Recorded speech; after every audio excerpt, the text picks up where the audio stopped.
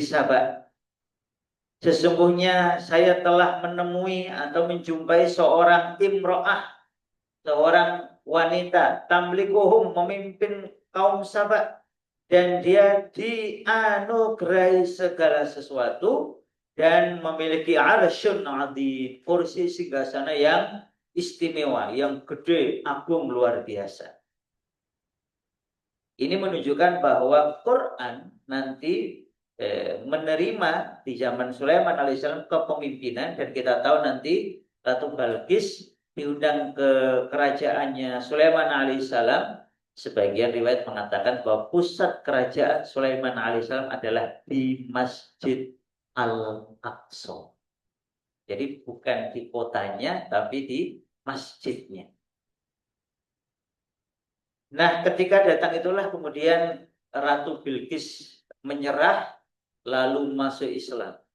Dan kemudian bersama-sama Sulaiman alaihissalam taat patuh kepada Allah Ta'ala.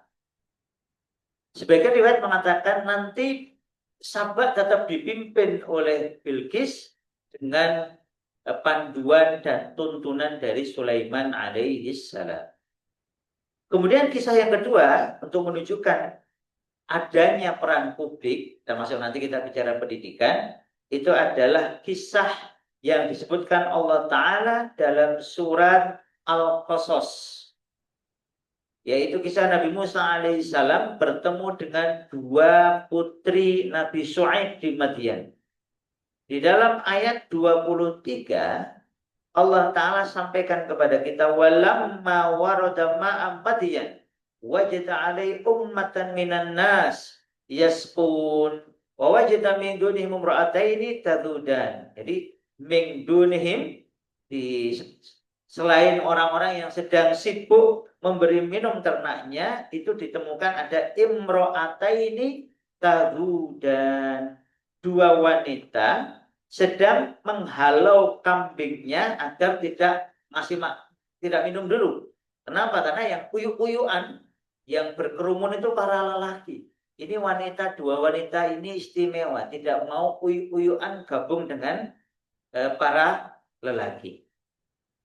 Maka kemudian bertanyalah Musa alaihissalam, ma khatbukuma, kenapa kok kalian berbuat begitu? Ini kalian mau makan, kenapa kamu mau minum? Kenapa kok dihalang-halangi? Kata qalata, keduanya berkata, la nasqi hatta yustirur ri'a wa abuna syaikhun kabir. Kami tidak dapat meminumkan ternak kami sebelum penggembala-penggembala itu memulangkan ternak. Sebelum para pengembala itu yang laki-laki itu selesai, baru kami bisa memberi minum ternak kami. Padahal ayah kami itu syaikhun kabir, seorang lelaki yang sudah berusia lanjut. Karena bapaknya berusia lanjut, gak bisa ngurusi ternak, maka dua wanita, anaknya yang wanita ini menggembala ternak. Gimana? Saya tertarik? Saya siapkan ternaknya. Jadi ada menjadi pemimpin, ada yang menjadi peternak. Kemudian di dalam surat At-Taubah ayat 71 disebutkan secara umum bahwa ada al-mu'minun, para lelaki beriman, ada al-mu'minat, ada para wanita beriman. Ba'dhuhum awliya'u ba'dhin, yang masing-masing itu membantu sebagian yang lain. Jadi wanita laki-laki itu saling membantu. Ya'muruna bil ma'ruf, mereka saling mengajak kepada al-ma'ruf. Wa yanhauna 'anil munkar, mencegah dari al-munkar. Wa yuqimunas shalah, mereka menegakkan salat. Wa yutuna zakah, mereka membayar zakat. Wa yuti'una Allah wa rasulah, mereka mentaati Allah dan Rasulnya. Ulaika sayarhamuhumullah innallaha azizun hakim. Mereka akan diberi rahmat kasih sayang oleh Allah Ta'ala, karena Allah itu aziz, maha perkasa, lagi hakim, maha bijaksana. Bahkan di dalam surat An-Nahl ayat 97, para muslimah sekalian, Allah sampaikan, man amila solihan, sapa wonge, sesiapa yang beramal soleh, min dzakarin, baik dia laki-laki au unsa, ataupun wanita ataupun perempuan, wa huwa mu'min. Syaratnya dia ini beriman. Falanuhyiyannahu hayatan thayyibah. Maka akan kami berikan kepadanya, mau laki-laki, mau perempuan yang beriman dan beramal soleh ini, hayah thayyibah, kehidupan yang baik. Walanajziyannahum ajrahum bi ahsani ma kanu ya'malun. Kami berikan kehidupan yang baik, kemudian kami juga berikan kepada mereka ini ajrohum, pahala mereka yang lebih baik daripada apa yang telah mereka kerjakan. Jadi setiap amal kebaikan, termasuk nanti di dunia pendidikan, itu Allah jamin akan menjadi sebab seseorang mendapatkan hayat thayyibah, kehidupan yang baik, dan mendapatkan pahala atau balasan dari Allah bi ahsani ma kanu ya'malun, yang lebih baik daripada yang telah mereka lakukan. Clear ya berarti ya. Jadi Islam secara khusus Al-Qur'an itu membolehkan, mengizinkan para wanita, para muslimah untuk berkontribusi dalam amal-amal publik selama itu dalam rangka ketaatan kepada Allah Ta'ala, bukan dalam maksiat kepada Allah. Clear? Dari sini kita masuk ke bagaimana para wanita, para akhwat, para muslimah ini nanti berkontribusi dalam khususnya dalam urusan secara khusus di bidang pendidikan. Kita mulai dulu. What is education? Kita nggak akan bahas educare-nya, tapi kita akan membahas pendidikan dari kacamata makna dan kemudian dari kacamata para ahli.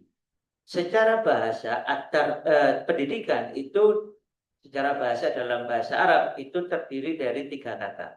Jadi kalau kita bicara pendidikan itu, saya pengen tulis tapi kalau tulis bolak-balik, nggak usah ya. Itu pertama adalah at-tarbiyah. At-tarbiyah itu secara sederhana adalah proses terus-menerus sampai mencapai level menetapi dengan sungguh-sungguh. Jadi at-tarbiyah itu prosesnya terus-menerus sampai menetapi Islam ini dengan sungguh-sungguh. Itu disebut at-tarbiyah. Kemudian yang kedua, istilah yang kedua adalah istilah ta'lim. Jadi pendidikan itu sama dengan tarbiyah. Kedua adalah ta'lim. Ta'lim itu proses transfer ilmu. Ilmu di dalam Islam, adik-adik, itu bukan hanya pengetahuan. Namanya adik-adik duduk di sini. Terus nanti kemudian tahu bahwa ternyata Al-Quran dalam surat ini, surat ini, surat ini, dalam kisah Ratu Bilqis dari negeri Sabah, dalam kisah dua putri dari Madian, kemudian dalam ayat-ayat tertentu ternyata para wanita itu boleh berkontribusi dalam dunia publik, namanya gitu. Itu kan pengetahuan. Tetapi di dalam Islam, ilmu bukan hanya sekedar pengetahuan. Ilmu juga terkandung di dalamnya itu kekuatan keimanan. Makanya Allah Ta'ala berfirman, wa innama yakhsyallaha min ibadihil ulama. Hanya sajalah orang-orang yang mendapatkan nikmat khasyah itu mereka yang memiliki ilmu. Jadi ilmu bukan hanya bertambahnya pengetahuanmu, 1+1 sama dengan 2. Bukan. Tetapi ilmu juga menanamkan ke dalam diri kita itu kesadaran tentang Allah. Sehingga kita itu merasakan lezatnya khasyah. Khasyah itu kita takut kepada Allah karena ilmu. Karena ilmu, karena sadar keagungan Allah, maka kemudian kita tunduk patuh kepada Allah. Sehingga ketika kita sholat itu rasanya nikmat. Karena kita tahu kita sedang memasrahkan diri kepada penguasa jagat raya yang tiada tandingan, tiada bandingan. Nah, ini kan beda dengan hanya sekedar tahu. Tapi tahunya itu bukan hanya di sini, tetapi sadar sampai ke dalam batin. Maka ketika orang takbir, Allahu Akbar, dia bukan hanya tahu bahwa Allah itu maha besar, tetapi dia sadar dan yakin bahwa Allah itu maha besar. Akbar, tidak ada tandingan, tidak ada bandingan. Maka saat itulah kita takbir kepada Allah. Rasanya jadi nikmat. Nah, jadi itu taklim. Kemudian pendapat yang diambil oleh sebagian ulama itu bukan tarbiyah, bukan taklim, tapi takdib. Gimana maksudnya? Takdib itu adalah proses pendidikan yang sifatnya itu menanamkan adab-adab pada diri anak didik. Pendapat ini seperti dikutip oleh Hasan Langgulung, seperti dikemukakan oleh Profesor Najib Al-Attas, itu dikatakan begini. Takdib itu lebih tepat untuk pendidikan Islam karena kalau at-tarbiyah kata beliau-beliau ini itu terlalu luas. Kita umumnya gini, kita ngerawat kucing itu juga disebut tarbiyah. Kita ngerawat tanaman itu dalam bahasa Arab juga disebut tarbiyah. Jadi tarbiyah itu kata beliau itu terlalu luas. Sedangkan kata taklim itu terlalu sempit karena taklim itu cenderungnya adalah transfer ilmu. Sedangkan takdib bukan hanya begitu. Makanya takdib itu bukan hanya saya ceramah ke kalian, bukan. Tetapi ketika melihat kalian salah, saya mengingatkan. Ada burung lihat santrinya baik, dikokohkan. Alhamdulillah nak, luruskan niat nak, Allah maha melihat. Kalau kamu melakukannya karena Allah nak, maka pahalamu berlipat. Lihat ada sampah, gurunya ngambil. Kemudian juga menyampaikan ke santrinya, nak ini ada sampah. Siapa yang mengambilnya karena Allah, kemudian memasukkannya ke tempat sampah karena Allah, itu ada pahala. Jadi takdib itu kata Prof. Langgulung, kata Prof. Al-Attas, itu lebih cocok sebagai pendidikan. Tapi yang ala kulli hal, para pendidik dan para ahli sepakat bahwa pendidikan di dalam Islam itu terwakil oleh kata tarbiyah, ta'lim, dan takdib.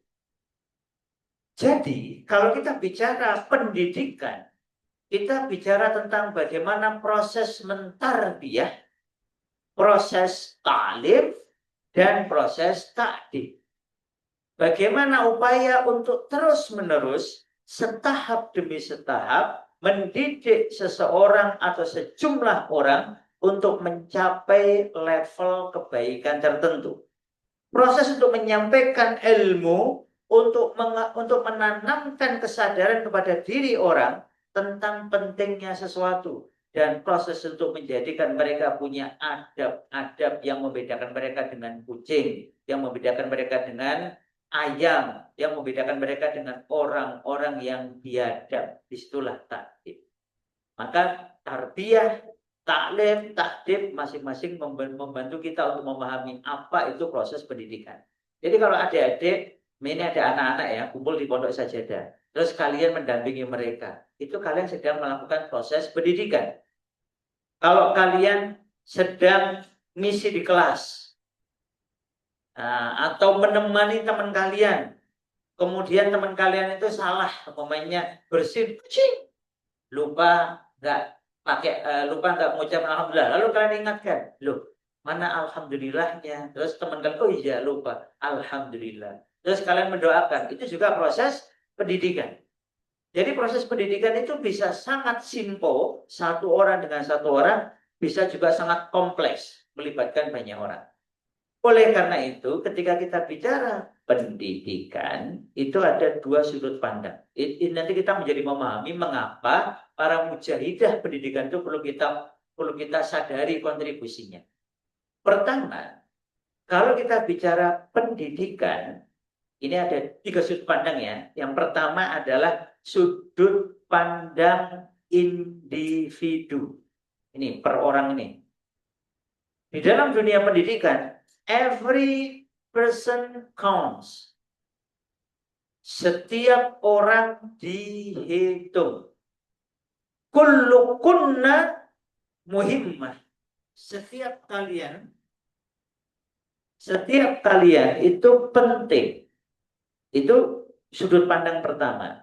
Ketika kita bicara pendidikan, maka setiap orang itu penting.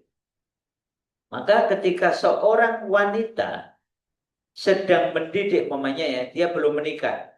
Lalu dia mendidik adiknya, membimbing adiknya, nemeni ngerjakan PR, nemeni baca buku, nemeni melakukan kegiatan tertentu, nemeni makan sambil mengingatkan adab-adab makan.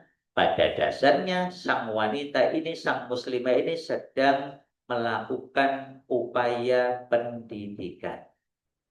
Karena dari sudut pandang pertama ini, pendidikan bicara tentang bagaimana mengembangkan potensi-potensi kebaikan pada setiap orang. Satu orang cukup. Satu orang kamu didik, kamu bimbing, kamu bina, saat itu kamu sedang melakukan upaya pendidikan. Bahkan kalau pakai bahasa simpel, sebagian mengatakan, maka mendidik diri sendiri itu juga bisa disebut sebagai pendidikan. Kamu baca buku ya, baca buku, terus istiqomah kamu bacanya. Setelah itu kamu meringkasnya, mengambil pelajaran-pelajarannya, kata-kata pentingnya kamu catat ulang. Maka saat itu sebenarnya kamu sedang melakukan proses pendidikan pada diri sendiri. Sehingga potensi-potensi kebaikan pada dirimu itu muncul. Itu yang pertama. Jadi sudut pandang yang pertama. Sudut pandang yang kedua adalah proses pendidikan dari kacamata masyarakat. Kalau tadi kan orang per orang. Kalau ini komunitas kayak gini nih, masyarakat. Satu RT, satu RW, satu desa, satu kecamatan, atau satu suku, atau bahkan satu negara. Atau nanti satu lembaga. Maka proses pendidikan pada sudut pandang yang kedua ini, wahai muslimah sekalian, itu adalah upaya untuk mewariskan. Upaya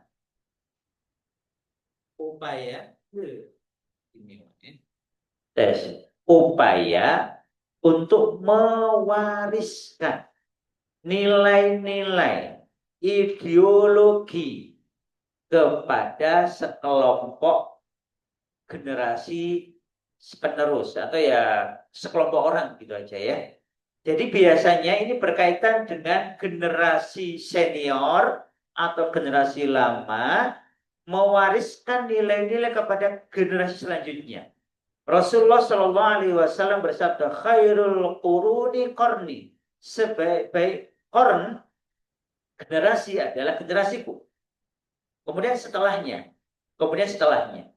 Di situ Rasulullah mendidik sejumlah sahabat. Sejumlah sahabat ini setelah Rasulullah wafat gantian mendidik murid-muridnya, yaitu tabi'in yang gak ketemu Rasul, tapi ketemu sahabat. Setelah para sahabat meninggal semua, maka muncul tabi'in. Tabi'in ini muridnya para sahabat. Belum pernah ketemu Rasul, beriman kepada Allah melalui sahabat. Lalu mereka mendidik generasi selanjutnya, namanya tabi'un tabi'in. Generasi sampai di zaman kita. Kalau tidak ada sanad ini, maka kita nggak bisa baca Quran. Atau baca Quran tapi ngawur. Kita nggak bisa baca hadis. Kita nggak bisa ketemu hadis. Kalau nggak ada sanad ilmu ini. Paham ya adik-adik ya? Jadi betapa pentingnya kalian ini sebagai agen-agen pelanjut dakwahnya para nabi. Maka kata Rasul, al-ulama warasatul anbiya. Para pemilik ilmu itu adalah pewaris para nabi. Ini ulama komentarnya menarik. Rasul menggunakan kalimat warasatul anbiya, bukan warasati, bukan al-ulama warasati. Itu ada yang komentar begitu. Jadi Rasul bukan mengatakan para ulama atau para pemilik ilmu itu adalah pewarisku, bukan. Tetapi pewaris para nabi. Artinya, kita bisa mengambil pelajaran dari para nabi yang macam-macam. Ada nabi yang diuji super kaya, super berkuasa. dan tetap iman dan taat kepada Allah seperti Sulaiman alaihis salam. Ada nabi yang diuji dengan penderitaan demikian parah dan tetap beriman kepada Allah seperti Nabi Ayub. Ada nabi diuji oleh Allah dengan kaum yang ngeyel, maka kemudian karena kokean ngeyel akhirnya ditinggal oleh nabi itu sebelum sempat bertaubat. Maka kita bisa meniru Nabi Yunus. Meskipun begitu, beliau ketika diingatkan oleh Allah, kembali kepada Allah. Dimakan ikan paus, di dalam kedalaman lautan, di gelapnya malam. Beliau tetap kembali kepada Allah, dan kemudian mengajarkan kepada kita zikir yang dianjurkan, dibaca oleh orang-orang beriman. Itu zikirnya Nabi Yunus. Dan dituliskan oleh Nabi Muhammad SAW. Dan dituliskan kepada kita. Begitu pula doa-doanya Nabi Ibrahim. Doanya Nabi Musa, doa-doanya Nabi Zakaria. Itu semuanya itu menjadi pelajaran bagi kita.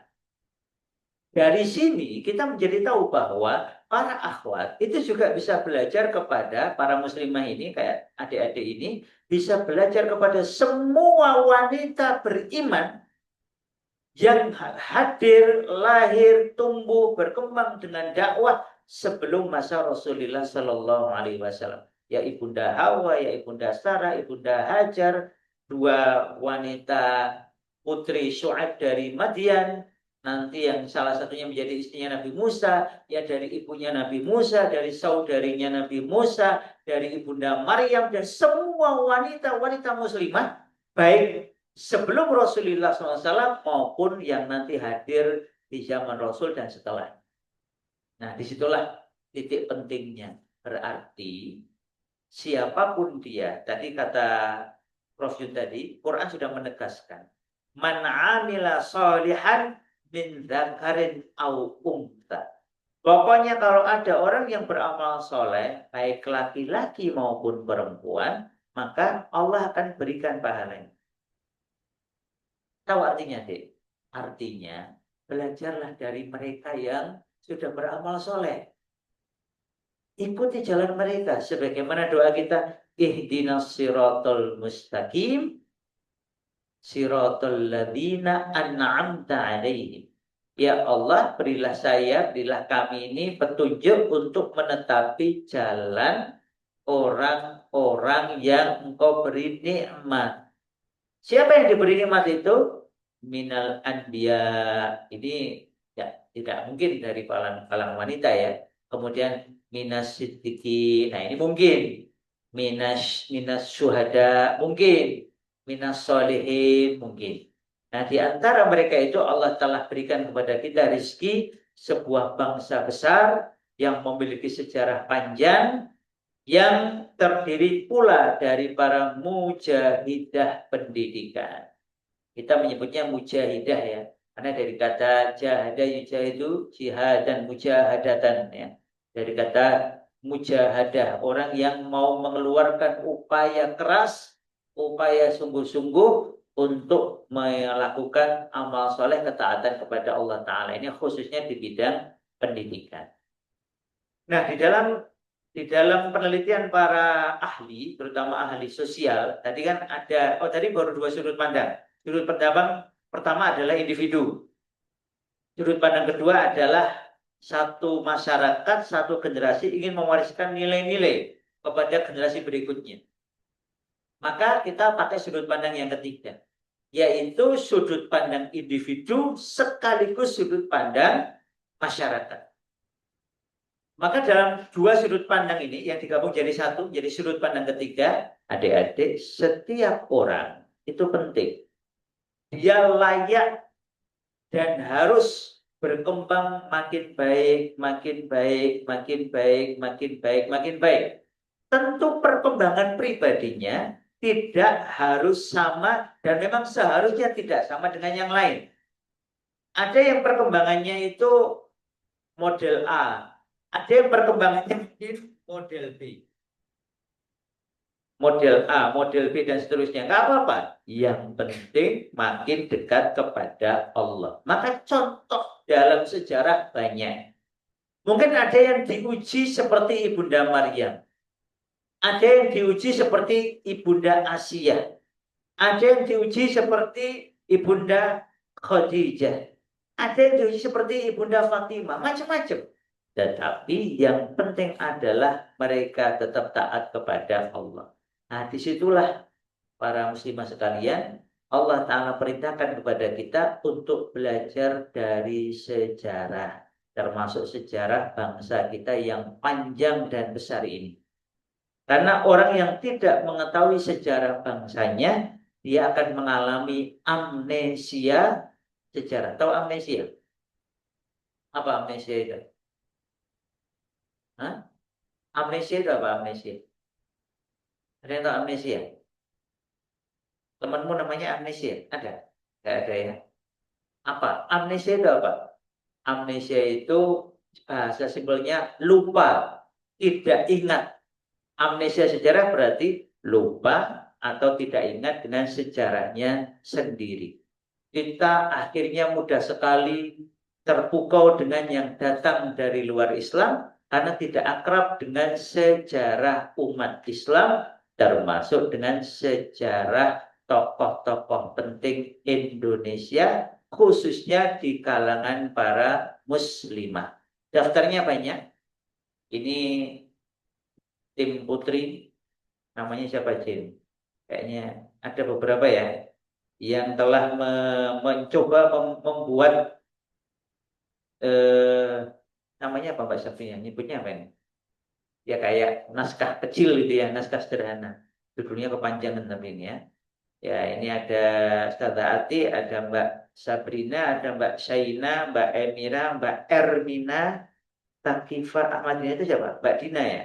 Nah, tulisannya tim penyusun ada 6 orang. Berusaha menyusun tentang 4 tokoh mujahidah pendidikan Indonesia yang insya Allah akan dibahas di pekan-pekan berikutnya. Tentu nanti kita akan belajar tentang bahasa simpelnya. Ini kalau dalam sejarah itu adalah belajar dari dia hidup sampai dia mati gitu. Simpelnya kan gitu ya. Timelinenya itu adalah dia ini siapa, kapan dia lahir, bagaimana masa kecilnya, bagaimana masa remajanya, kalau nikah sama siapa, kalau punya anak, anaknya berapa, umumnya begitu, apa yang dilakukannya, kemudian apa dia meninggal dunia. Secara sederhana begitu. Tetapi di luar itu, kita bisa mengambil pelajaran dari kontribusinya yang amat sangat banyak. Oke, mantap suara. Kontribusinya yang sangat banyak. Jadi umumnya berkaitan dengan pendidikan. Apa saja kontribusi yang mereka telah berikan. Di dalam pembahasan ke depan, insya Allah akan dibahas, empat, ya lebih dari 4 ini ya. 4 kali pertemuan. Pertama adalah, ini kalau jadwalnya nanti sama ya, itu adalah Nyai Siti Walidah dari Yogyakarta. Ayo siapa yang tahu? Nyai Siti Walidah itu siapa? Kontribusi terbesarnya apa dalam dunia pendidikan? Nyai Siti Walidah. Itu nama terkenalnya siapa? Siapa? Hehehe. Siapa? Yaitu Nyi Ahmad Dahlan. Jadi Nyai Siti Walidah itu terkenalnya Nyi Ahmad Dahlan. Sudah dibikin filmnya bahkan ya. Nah ini dari Yogyakarta. Kontribusi terbesarnya apa? Mendampingi Kiai Haji Ahmad Dahlan dalam mendirikan dan membesarkan Muhammadiyah. Dan secara khusus nanti beliau ikut mendirikan Aisyah beserta amal-amal solehnya khususnya di dunia pendidikan. Itu yang nanti akan didalami lebih dalam. Kemudian yang kedua adalah Dewi Sartika. Kalau Dewi Sartika dari mana? Dari mana? Dari daerah Jawa bagian barat sana ya. Barat. Ya. Sama, nanti Dewi Sartika juga ikut mendirikan sekolah. Kemudian yang ketiga, Raden Ajeng Kartini. Sudah terkenal ya.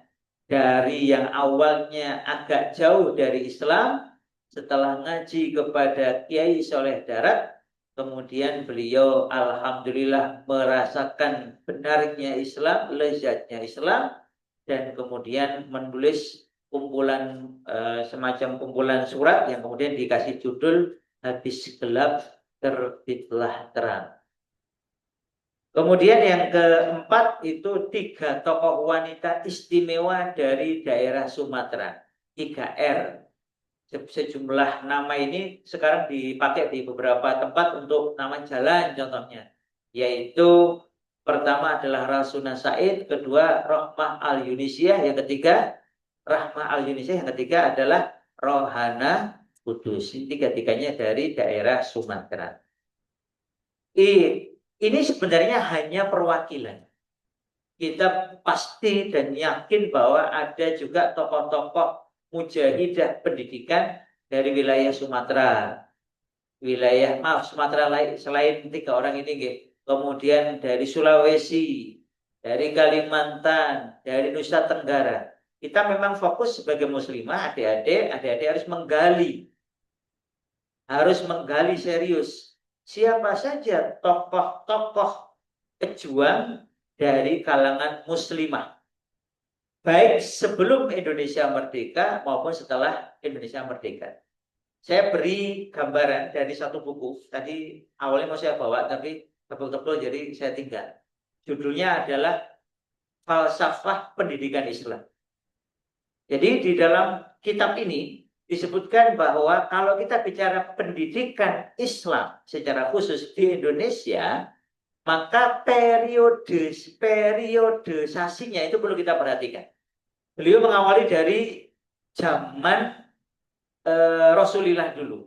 Jadi ini kalau lebih panjang lagi ya, tapi karena ini kan bukan Indonesia, saya cuma singkat aja.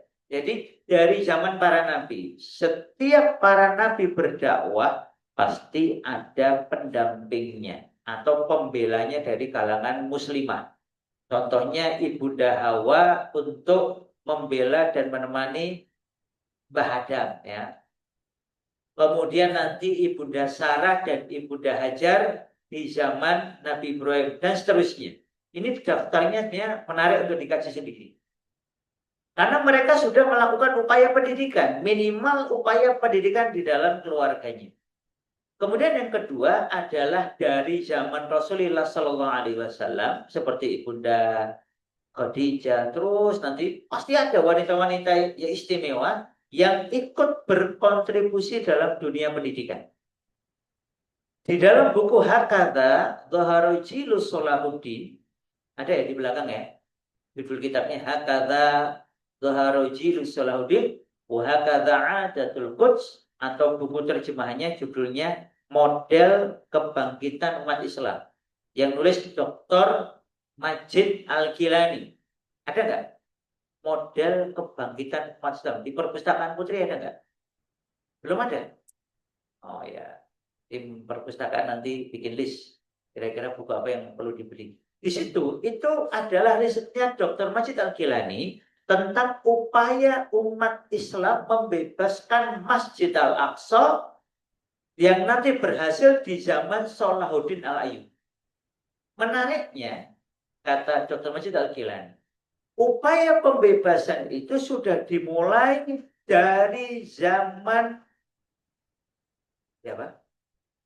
Dari zaman Imam Al-Ghazali. Imam Al-Ghazali melihat dan bahkan sempat menulis buku di kompleks Masjid Al-Aqsa. Jadi waktu itu Masjid Al-Aqsa itu masih di tangan umat Islam. Tetapi Imam Al-Ghazali melihat kalau umat Islam itu cinta dunia, hubbud dunya, wa karahiyatul maut, dan benci mati, benci membela Islam karena takut mati, maka akan muncul generasi yang lemah. Nah, generasi yang lemah itu sudah dilihat oleh Imam Al-Ghazali. Maka beliau melakukan upaya-upaya pendidikan. Pertama, beliau didik diri sendiri, baru kemudian muncul lagi di masyarakat, mendidik masyarakat. Setelah itu sistem pendidikannya dipakai oleh para ulama selanjutnya dengan berbagai tambahan dan perubahan. Maka dari Imam Al-Ghazali dan sekolahnya muncul kemudian sekolah para ulama, ada Al-Qadiriyah, oleh Imam Abdul Qadir Al-Jalili dan kawan-kawannya terus banyak di berbagai tempat, maka dari upaya pendidikan itulah muncul perbaikan umat. Termasuk ini penting, ini catatan dari Masjid Al-Quran ini penting, kontribusi para muslimah dalam mendidik umat. Pertama, mereka mendidik diri mereka sendiri. Kedua, mendidik keluarganya, terutama anak-anaknya. Ketiga, mendidik kaum muslimah lainnya. Mereka bikin madrasah, sekolah-sekolah pendidikan para muslimah. Sehingga muslimah-muslimah ini punya cita-cita besar untuk kembali memerdekakan Masjid Al-Aqsa. Sehingga mereka punya cita-cita, kalau nikah cari mujahid yang siap bareng-bareng membebaskan Masjid Al-Aqsa. Kalau punya anak, bercita-cita anaknya lahir untuk ikut membebaskan Masjid Al-Aqsa. Dan seterusnya. Sampai sebagian muslimah itu mengeluarkan dananya, hartanya untuk upaya-upaya pembebasan Masjid Al-Aqsa. Ini menunjukkan kepada kita bahwa kontribusi para muslimah dari zaman ke zaman selalu amat sangat penting. Tadi saya lupa sedikit. Harusnya di zaman Rasul juga perlu kita ingat. Ada sebagian sahabiah itu bahkan punya cita-cita untuk bisa sholat di Masjid Al-Aqsa. Dan kemudian ketika betul-betul merdeka di zaman Umar bin Khattab, mereka datang. Bayangkan, Madinah sama Makkah itu jauhnya luar biasa. Belum ada pesawat waktu itu ya. Belum ada mobil. Jadi naik onta, naik kuda. Dalam perjalanan yang berat itu, sebagian muslimah termasuk beberapa istri Rasulullah SAW. Ingat, Rasul sudah wafat, tapi mereka tetap berangkat untuk bisa menikmati sholat di Masjid Al-Aqsa. Jadi kontribusinya luar biasa. Nanti di zaman Sulaiman Ayyubi ada wanita-wanita Diyarbakir. Saya kuliahnya dulu di situ, tapi online, jadi belum nyampe ke sana, cuman ke beberapa wilayahnya. Itu mereka menitipkan air mawar. Dalam riwayat itu air mawar, atau air mawar ya. Jadi penting untuk nanam bunga yang wangi-wangi ya. Jadi kalau kapan-kapan kalian nyapu di depan rumah saya itu ada sebelah kiri, itu ada kopi sedang berbunga. Baunya harum sekali. Dan tadi Pak di sana tuh baunya kayak kenanga, tapi di sini nggak ada pohon kenanga. Yang saya ingat ini baunya kopi nih. Bunga kopi itu mirip bunga kenanga. Ternyata setelah saya cari-cari di atas. Jadi yang itu namanya kopi Arabica, yang kopi Arabica itu tumbuh di atas. Alhamdulillah itu ada bunganya. Nanti kalau kalian tengok masih ada itu. Warnanya putih, baunya harum. Nah, harusnya kita memperbanyak bunga-bungaan, bebuahan yang bisa kita olah. Kemudian kita niatkan untuk jadi pengharum masjid, termasuk pengharum Masjid Al-Aqsa ketika kelak dimerdekakan. Itu ditanamkan. Dan bahkan mereka melakukan upaya itu. Lalu titip langsung. Wahai Panglima umat Islam, wahai Sulaiman Ayyubi, kami titip air mawar ini. Tolong jadikan air mawar kami ini untuk membersihkan dan mengharumkan as-sahra il Masjidil Aqsa, untuk mengharumkan dan mewangikan batu di dalam kompleks Masjid Al-Aqsa. Punya cita-cita itu enggak? Punya titipan apa kalian untuk Masjid Al-Aqsa? Jadi ini menunjukkan kepada kita bahwa kontribusi para mujahidah khususnya di dunia pendidikan itu jangan disepelekan. Karena dari pendidikan itulah muncul para pejuang yang bersih hatinya, tinggi cita-citanya, benar tingkah lakunya, dan kemudian dengan izin Allah, merekalah yang nanti membebaskan Masjid Al-Aqsa maupun tanah-tanah negeri-negeri muslimin lainnya. Dari sini kita belajar bahwa upaya itu juga yang terjadi di Indonesia. Adik-adik nanti belajar dari sejarah Indonesia ya. Di kitab tadi yang saya sebut paradigma atau ada yang falsafah pendidikan Islam, ada yang paradigma pendidikan Islam. Itu disebutkan bahwa periodisasi Islam di Indonesia itu juga erat kaitannya dengan pendidikan Islam di Indonesia. Pertama, Islam masuk ke Indonesia.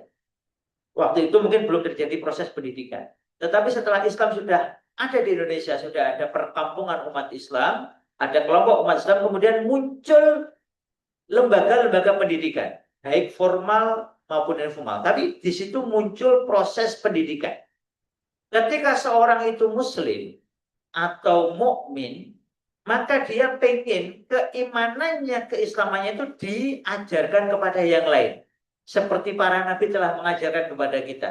Seperti Ibrahim alaihissalam mengajarkan kepada anak-anaknya. Kemudian anak-anaknya Nabi Ismail, Nabi Isa juga mengajarkan kepada anak-anak selanjutnya. Sampai Nabi Yakub diceritakan oleh Allah Ta'ala, sebelum meninggal dunia, kumpulkan seluruh anak cucunya. Jumlahnya mungkin sekitar 90-an. Kalau di dalam tafsir Bihangga itu ya sekitar 90-an itu anak cucunya beliau.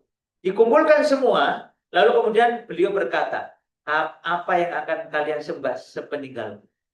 Keren ya? Bisa kalau jadi orang itu gitu, mewasiatkan keimanan dan ketakwaan. Lalu semua anak turunnya yang ada di saat itu bilang, kami akan menyembah Allah, Rabbmu, sembahanmu, juga sembahan sibah-sibah kami, Bah Ibrahim, Bah Ismail, Bah Ishak. Disebut nama-nama orang-orang soleh itu.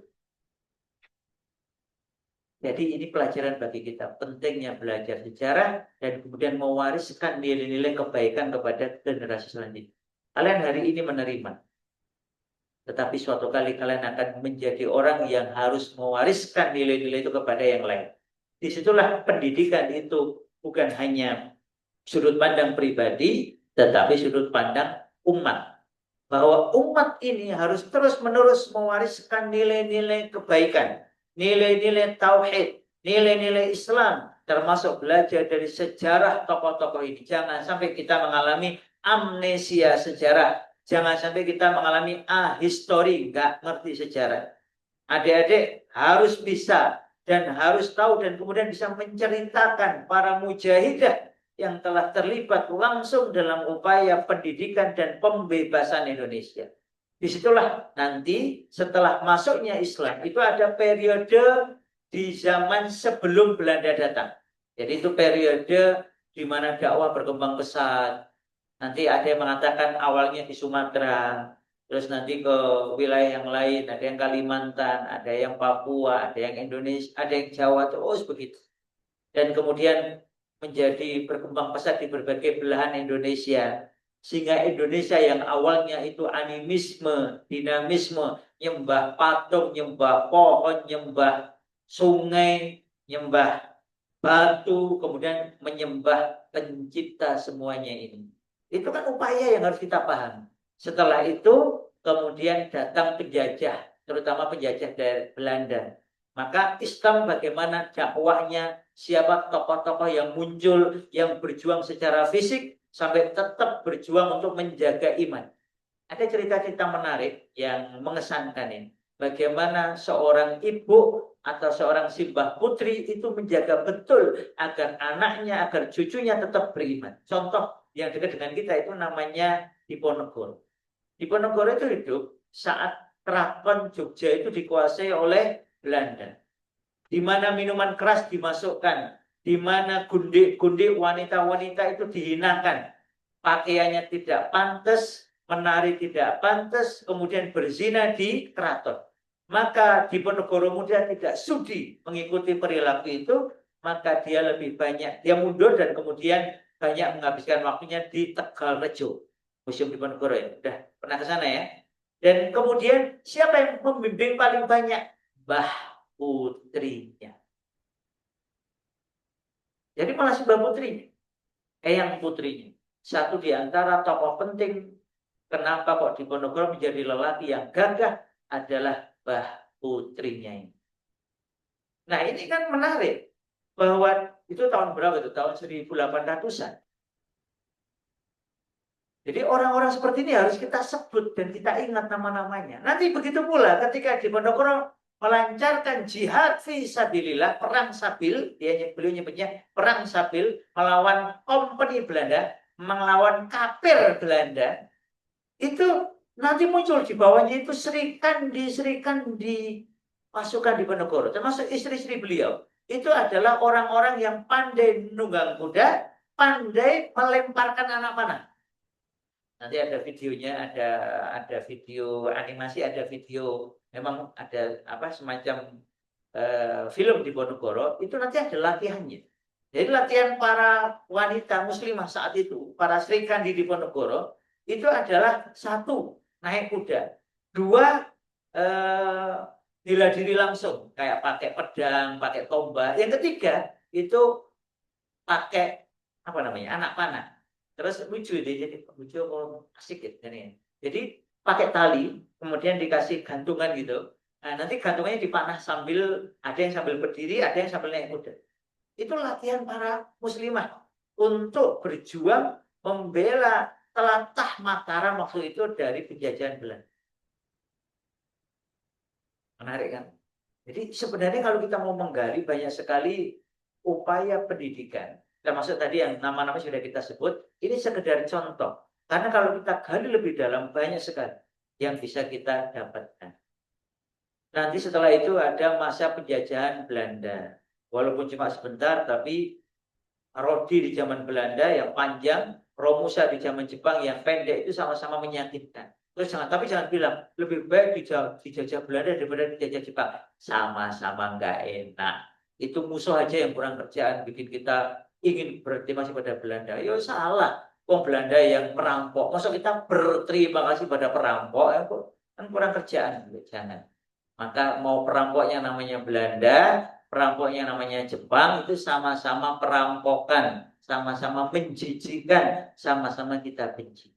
Tapi ada mujahidah-mujahidah yang lahir di zaman Belanda, mujahidah yang lahir di zaman Jepang, nanti kemudian di zaman kemerdekaan, dan bahkan kemudian di zaman modern ini. Maka para muslimah sekalian, dari sini kita perlu untuk terus-menerus belajar dan belajar sejarah. Sebagian ulama kita mengatakan, siapa yang tidak mengenal sejarahnya, maka dia tidak akan mengenal kebangkitan umatnya. Siapa yang ingin membangkitkan diri dan umatnya, maka kenalilah sejarah bangsanya. Demikian, baca berapa, Mbak? Berapa? Berarti udah ya? Oke, terima kasih. Semoga prolog ini membantu kita semua untuk makin bersungguh-sungguh. Buku ini sudah ada di belakang ya? Sudah. Kalau yang ini S2-nya Prof. Yun. Belum? Ya, nanti dicari ya. Ini S2-nya Prof. Yun, ini S3-nya Prof. Yun. Ini untuk memahami bahwa Al-Quran itu mendukung kalian semua untuk berkontribusi untuk kebangkitan umat.